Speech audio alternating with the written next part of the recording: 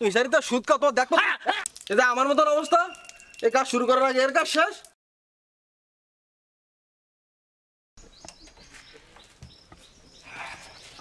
আল্লাহ, পেটটা ব্যথা করতেছে সবসময় নেই, হাত ধুই না,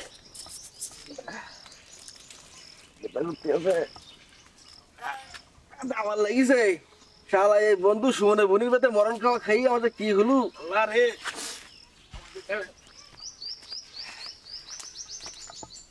একদিন আমি রব না চিরদিন, হারিয়ে যাব একদিন আমি, রব না ভুবন চিরদিন।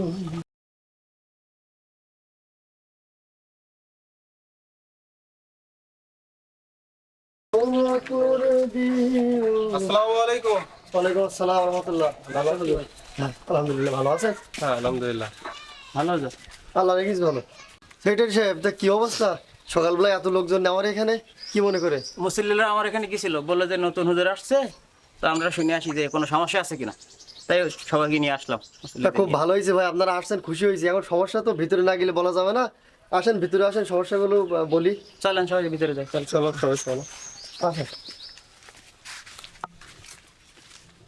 ভিতরে আসেন।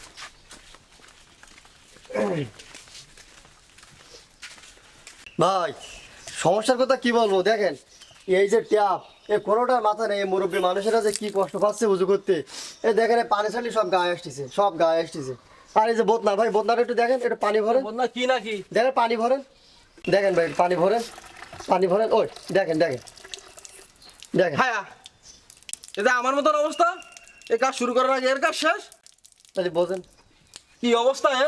খুবই তো খারাপ অবস্থা। সেক্রেটারি সাহেব দেখেন না, ইমাম সাহেব, গতদিন আমার কি শোনেন, বাথরুম তো একটা, আমি যে ওই বন্ধুর বোনের বাড়ি দাওয়াত খেয়েছি, পেটে প্রচন্ড পেখানা চাপ, পাতলা পেখানা চাপ।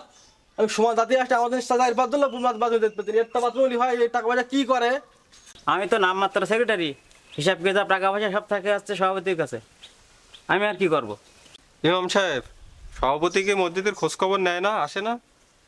ভাই আমার ওই যে প্রথম দিন এসে রেখে গেল সভাপতি সাহেব, তারপরে তো কোনোদিনও নামাজেও পেলাম না, এমনি সময় আসলো না। এটা তো খুবই খারাপ অবস্থা, এ তো মানিয়ে নেওয়া যায় না। কি করবো আমি? আচ্ছা, এই সভাপতি মসজিদে আসে না, উনি কি অসুস্থ হয়ে গেল না? চলো তো আমরা সবাই একটু দেখে আসি ভাই। চলো দিন দেখি, বাসায় যাই। হ্যাঁ চলো বাসায় গিয়ে দেখে চলো আসি। গেলে হয়, চলে চল। কবরের আযাব যে এত কঠিন, সইতে আমি পারিব না। মৃত্যুর যন্ত্রণা কত কঠিন, সইতে আমি পারিব না।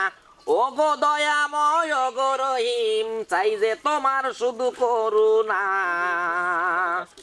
কবরের আসসালামু আলাইকুম সভাপতি সাহেব। ওয়ালাইকুম আসসালাম। ইমাম সাহেব, কি ব্যাপার নাকি, কি মনে করি? এই আসলাম, আপনার সাথে একটু দরকার ছিল তাই। ওরে আল্লাহ, মেলা লোকজন যে। হ্যাঁ, আমরা ভিতরে আসি। আচ্ছা যাই যাই যাই যাই, ঠিক আছে। ভাই আসুন ভিতরে আসুন। এখন গরিবের বাড়ি হাতির পাড়া, এখন তো বসতে দেওয়ার জায়গা নেই, এখন কিছু মনে করি না আবার। তা কি মনে করি সেক্রেটারি সাহেব, আমার এখানে কি মনে করি? মসজিদের মুসল্লিরা আসছিল আমার এখানে বিভিন্ন সমস্যার কথা নিয়ে, তাই আপনার এখানে নিয়ে আসলাম ওনাদেরকে। সমস্যা? কি সমস্যা নাকি, কেতে কি? সভাপতি সাহেব, ওই ওজুখানার যে বেহাল দশা, এই যে ট্যাপগুলো আছে, ট্যাপগুলো তো একটা মাথা নেই, সব ভেঙে চিরি শেষ। আর ওই যে বদনা আছে বাথরুমে যাওয়ার জন্য, সে বদনাটা তো আর কি বলবো, সে পানি নেওয়ার আগে সে পানি তলা দিক থেকে সব পড়ে যায়। এখন এই যে ভালো কাজটা যে করবে, ওই কাজ করার আগে তো শেষ। এখন তো খুব অসুবিধা সভাপতি সাহেব, তো না দিলে তো হবে না। সভাপতি সাহেব, আমি মালিক তো কথা বললি দোষ, সব জায়গা আমার দোষ। এখন আগের দিন আমার একটু পেট খারাপ করেছে, মসজিদে আসি, তাই উঠি দুবার পায়খানা গেছি, 3-4 জনের লাইন পড়ে গেছে। এত বড় মসজিদ, একটা বাথরুম থাকলে হয়, আর তাবলিগের লোকজন এসে কোন জায়গায় বাথরুম করবে? আর একটা বাথরুম ব্যবস্থা করো, একটা বাথরুমে হয়। আর কি পরিবেশ হোক, এগুলো দেখতে হবে তো সভাপতি সাহেব। এ মালিক ভাই চুপ করো।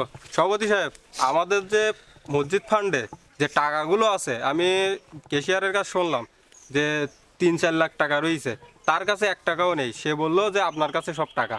এখন আপনি এই টাকাগুলো নিয়ে কী করলেন? এই টাকাগুলো তো মসজিদের কাজে লাগানো যায়, এই যে অসুবিধাগুলো আছে এগুলো তো পরিবর্তন করা যায়। আপনি এই টাকাগুলো কি করলেন আমাদের বলেন দিন।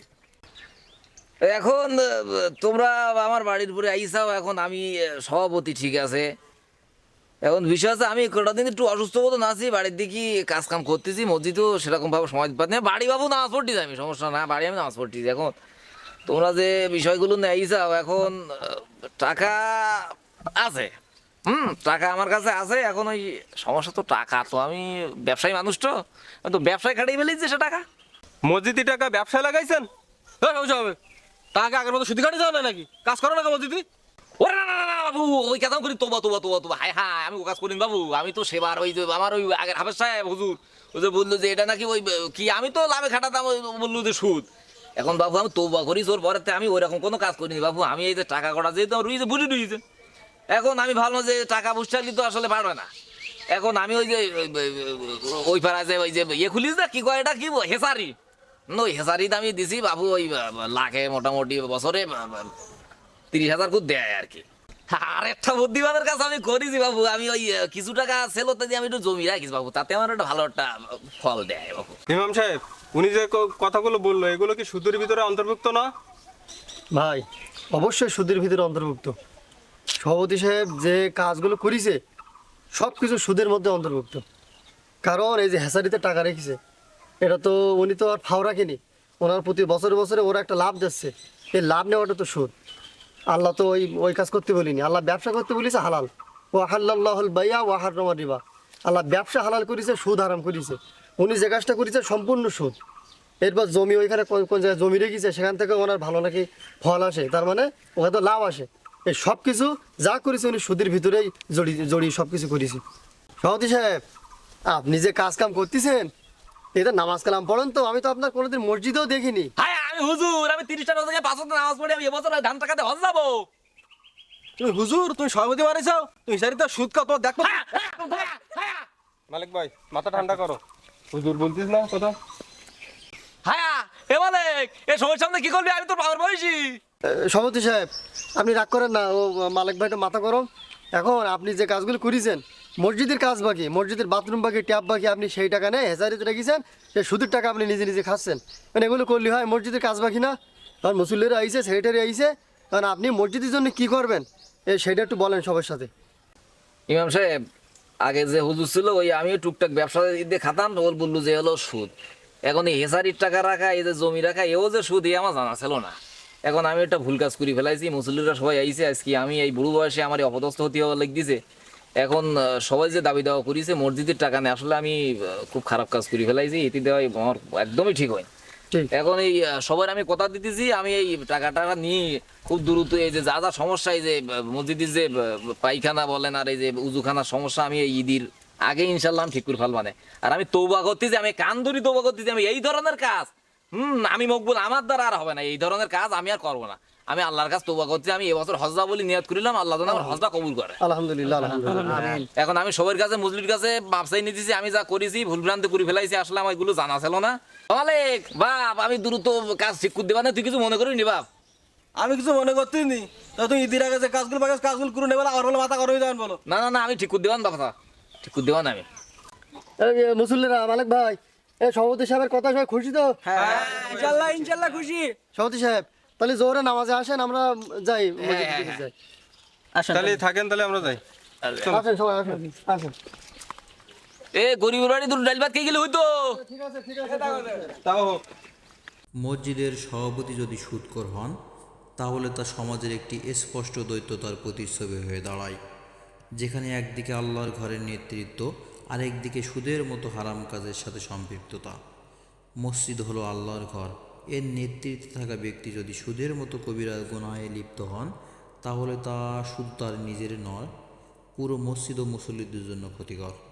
এটি ইসলামের ভাবমূর্তিকে কলুষিত করে। একজন সুদখোর ব্যক্তি মসজিদের সভাপতি হলে সেটা শুধু ব্যক্তির নয়, সমাজ, দিন ও মুসল্লিদের জন্য একটি চ্যালেঞ্জ। তবে আমরা চাইলে সচেতনতা, দিনদার নেতৃত্ব এবং পরিশুদ্ধি, এই তিনের মাধ্যমে পরিবর্তন আনতে পারি। ধন্যবাদ।